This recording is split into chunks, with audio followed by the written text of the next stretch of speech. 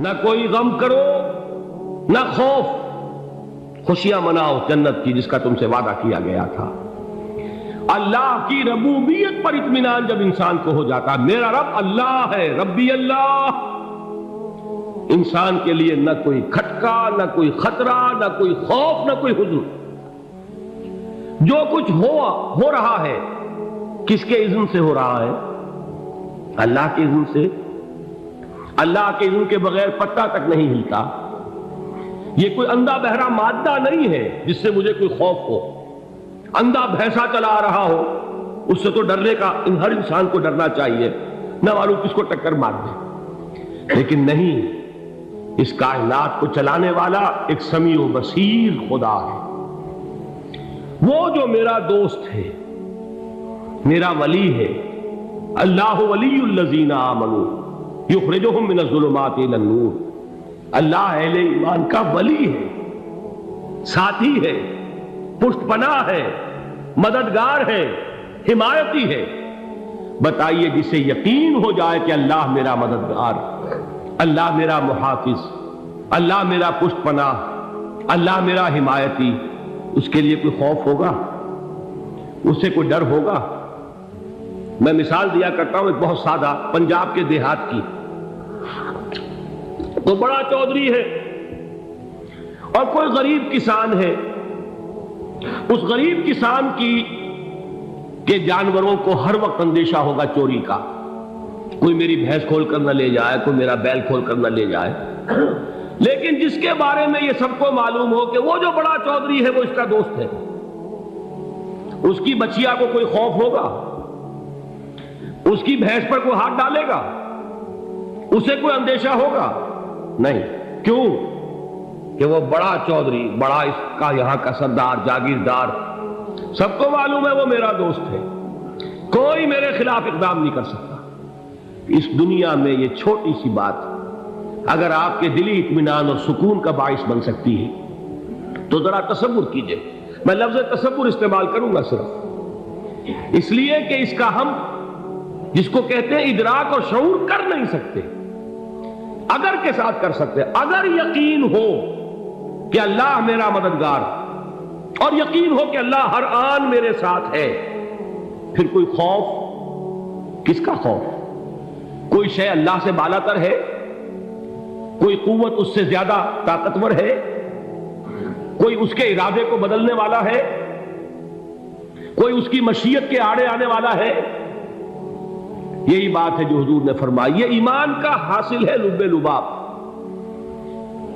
کہ دیکھو اچھی طرح اس بات کو ذہن نشین کر لو، اگر تمام انسان مل کر تمہیں کوئی نقصان پہنچانا چاہے نہیں پہنچا سکتے، مگر جو کچھ اللہ نے لکھ دیا ہو، اور تمام انسان مل کر تمہیں کوئی نفع پہنچانا چاہے نہیں پہنچا سکتے، مگر وہ شے جو اللہ نے طے کر دیا۔ آپ پھر میں کہوں گا ذرا طاری کیجئے، اسے فرض کیجئے، اسے سوچئے۔ اگر اس حدیث پر ہمارا دل ٹھکا ہوا ہو تو کسی سے ڈر ہوگا؟ یہ مجھے نقصان نہ پہنچا دے، یہ میری رپورٹ خراب نہ کر دے، یہ میری انکریمنٹ نہ رکوا دے، یہ میرا یہ نہ بگاڑ دے، یہ میرا یہ نقصان نہ پہنچا دے۔ اس کا ڈر، اس کا ڈر، اس کا خوف، اس کی خوشامد، اس کے لیے جا کر طرح طرح سے اپنی عزت نفس کو ذلیل کروانا اس کے سامنے، یہ سب کچھ کیوں کرتا ہے انسان؟ جب سمجھتا ہے کہ اس کے ہاتھ میں میرا کوئی نفع ہے، اس کے ہاتھ میں میرے لیے کوئی ضرر ہے، یہ مجھے کوئی غضب پہنچا سکتا ہے، یہ مجھے کوئی نقصان پہنچا سکتا ہے، یہ میرا کوئی کام بنا سکتا ہے، یہ میری کوئی ضرورت پوری کر سکتا ہے، اسی کا نام شرک ہے۔ جہاں آپ نے یہ سمجھا کہ غیر اللہ کے اندر کوئی طاقت موجود ہے، وہی شرک ہے۔ بتوں سے تجھ کو امید ہے، خدا سے نو امیدی، مجھے بتا تو صحیح اور کافری کیا ہے؟ شرک تو یہ ہے جس پر بھی تمہیں یہ خیال ہے، کلمہ ہے یہ کلمہ سوم، لا حول ولا قوت الا باللہ۔ ذرا اس پر دل کو کبھی اگر آپ تصور کریں، پھر فرض کریں، دل ٹھک جائے اس پر، کوئی طاقت نہیں۔ یہی بات تھی جو شیخ عبد القادر جیلانی رحمۃ اللہ علیہ نے اپنی وصیت میں اپنے بچے سے کہی۔ 11ویں دینے والے ہیں لیکن حضرت شیخ عبد القادر جیلانی کی وصیت اور تعلیمات کو کتنے لوگ ہیں تم جانتے ہو؟ یہ جن مقامات تک پہنچے ہیں وہ کس چیز کی بدولت پہنچے؟ انہوں نے جو پیغام دیا وہ کیا تھا؟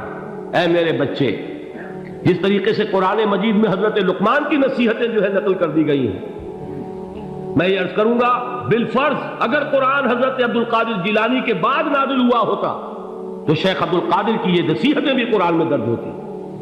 اتنی اونچی نصیحتیں ہیں۔ اے میرے بچے، اس حقیقت کو ذہن نشین کر لے، لا فاعل فی الحقیقت ولا مؤثر الا اللہ۔ اس کائنات میں نہ کوئی فاعل حقیقی ہے نہ مؤثر حقیقی ہے سوائے اللہ۔ کسی شے میں کوئی تاثیر نہیں اگر اللہ نہ چاہے۔ آگ جلا نہیں سکتی اگر اللہ نہ چاہے، پانی ڈبو نہیں سکتا اگر اللہ نہ چاہے، زہر ہلاک نہیں کر سکتا اگر اللہ نہ چاہے، کوئی چیز فائدہ نہیں پہنچا سکتی اگر اللہ نہ چاہے۔ تو در در پہ کیوں سر جھکاتے ہو؟ در در پر کیوں جبیں سائی کرتے ہو؟ سب کے سامنے کیوں ہاتھ پھیلاتے ہو؟ ایک اللہ سے مانگو، ایک اللہ کے سامنے زمین پر اپنی جبین رکھو۔ لا فاعل فی الحقیقت ولا مؤثر الا اللہ۔ نظر آتا ہے ہمیں کہ پانی پیاس بجھا دیتا ہے، پیاس بجھانے کی صلاحیت پانی میں نہیں ہے، اللہ کے اذن سے۔ کھانا بھوک مٹا دیتا ہے، بھوک مٹانے کی صلاحیت کھانے میں نہیں ہے، اذن رب میں۔ دیکھیے یہی یقین تھا حضرت موسیٰ علیہ السلام کا واقعہ یاد کیجئے۔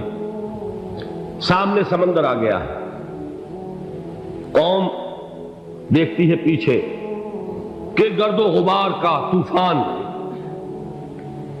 معلوم ہوا کہ فرعون اپنے لشکر سمیت آ گیا۔ لشکر جب چلتا تھا تیز رفتاری کے ساتھ تو گرد و غبار کا جو طوفان اٹھتا تھا اس کا تصور کیجیے، اور لمحہ بلمحہ وہ قریب آ رہا ہے۔ پوری قوم نے کیا کہا؟ اے موسیٰ انا لمدرکون، اے موسیٰ ہم کو پکڑے گئے۔ قرآن مجید میں تو یہاں وہ باتیں نہیں لکھی ہیں، لیکن تورات میں یہ درج ہے کہ بنی اسرائیل جھگڑنے لگے، دست و گریبان ہو گئے موسیٰ کے ساتھ۔ موسیٰ نے یہاں مروایا لا کر، اس سے تو ہم ہی بہتر تھے، وہاں کھانے کو ملتا تھا، زندگی تو تھی، بیگار ہم کر رہے تھے، موت تو نہیں تھی۔ اب جو کچھ ہوگا اس کا تصور کرو، جس طریقے سے ہمارے ٹکڑے اڑائے جائیں گے۔ تو لڑ رہے ہیں حضرت موسیٰ علیہ السلام سے، یہ تورات کی تفصیل ہے۔ قرآن میں صرف اتنا آیا ہے، پریشان ہو کر انہوں نے کہا انا لمدرکون، موسیٰ ہم کو پکڑے گئے۔ اس وقت موسیٰ کا جواب کیا ہے؟ کلا ان معی ربی سیہدین، نہیں، میرے ساتھ میرا رب ہے، وہ راستہ دے گا۔ بتائیے کہاں راستہ نظر آ رہا ہے؟ یہ ہے ایمان بالغیب۔ راستہ نظر نہ آئے تب اللہ پر یقین ایمان ہے۔ جیب میں پیسے ہوں اور تب دل کو اطمینان ہے تو ایمان کس پر ہوا؟ پیسے پر، اللہ پر نہیں۔ جب وسائل و ذرائع نہ ہو اور پھر یقین ہو کہ اللہ مسبب الاسباب ہے، وہ اسباب کا پابند نہیں ہے، وہ اسباب کا محتاج نہیں ہے، اسباب اس کے محتاج ہے۔ اگر یہ یقین ہے تو اللہ پر ایمان ہے، یہ نہیں ہے تو تمہارا ایمان اسباب پر ہے، وسائل پر ہے، ذرائع پر ہے، مادیات پر ہے، اللہ پر نہیں۔ اس وقت کہاں راستہ تھا؟ کوئی راستہ تھا؟ سمندر ہے اور ادھر سے لشکر آ گیا ہے۔ کلا ان معی ربی سیہدین۔ اب دیکھیے ایمان کہہ دینا آسان ہے، ہوا معکم اینما کنتم، جہاں کہیں بھی تم ہوتے ہو اللہ تمہارے ساتھ ہوتا ہے، لیکن اس کا یقین قائم ہو جائے تو زمین و آسمان کا فرق واقع ہو جائے۔ یہی بات ہوئی حضور کے ساتھ۔ غار ہے، چھپے ہوئے ہیں محمد رسول اللہ اور آپ کے وہ یار غار ابو بکر صدیق رضی اللہ تعالی عنہ۔ اقبال نے حضرت ابو بکر کی شان میں چند اشعار کہے صرف، لیکن واقعہ یہ ہے کہ بھاری بھاری نظموں پر اور قصیدوں پر بھاری ہے، طویل ترین نظمیں اور قصیدے ہوں ان پر بھاری ہے۔ ہمتیں ابو بکر کی ہمت جو ہے، کشت ملت را جو ابر، جیسے بارش سے کھیتی اپجتی ہے، ابو بکر کی ہمت اور عزیمت اس امت کو اسی طرح سینچنے والی ہے۔ ثانیے اسلام و غار و بدر و قبر، وہ دوسرے تھے اسلام میں، دوسرے پہلے کون تھے؟ انا اول المومنین، حضور فرماتے سب سے پہلا ایمان لانے والا میں، دوسرے ابو بکر۔ ویسے ہمارے ہاں یہ چلتا ہے اختلاف، حضرت علی پہلے ہیں کہ حضرت ابو بکر پہلے ہیں، لیکن اس میں بڑی خوبصورت تطبیق قائم کی ہے علماء نے، اور بہت صحیح ہے۔ چار کے بارے میں فیصلہ ہی مت کرو کہ کون پہلے، ان کی ایک عجیب تقسیم کر دی ہے۔ آزاد مردوں میں، بالغ مردوں میں سب سے پہلے ابو بکر، بچوں میں سب سے پہلے علی، خواتین میں سب سے پہلے خدیجہ، اور غلاموں میں سب سے پہلے زید بن حارثہ۔ بڑی پیاری تقسیم ہے، یہ چاروں ہی پہلے ہیں، ہر ایک کے لیے اولیت ہے۔ اور واقعہ یہ ہے کہ اگر زمانی اعتبار سے تعین ہوگا تو پہلے خدیجۃ الکبریٰ آئیں گی رضی اللہ تعالی عنہ، کسی اور سے بات کرنے کی نوبت بعد میں آ سکتی ہے، پہلے تو اہلیہ محترمہ سے بات ہوئی، آتے ہی پہلی وحی ہوئی ہے، ابھی تبلیغ کا حکم نہیں تھا۔ کس کو بتایا واقعہ؟ ابھی اپنی نبوت کی تبلیغ کا تو حکم ہی نہیں آیا، واقعہ کس کا ہے؟ وہ خدیجہ کا ہے۔ جب کہا ہے کہ خشیت علی نفسی، مجھے اپنی جان کا اندیشہ ہے، تو کیا جواب دیا خدیجہ نے رضی اللہ تعالی عنہا؟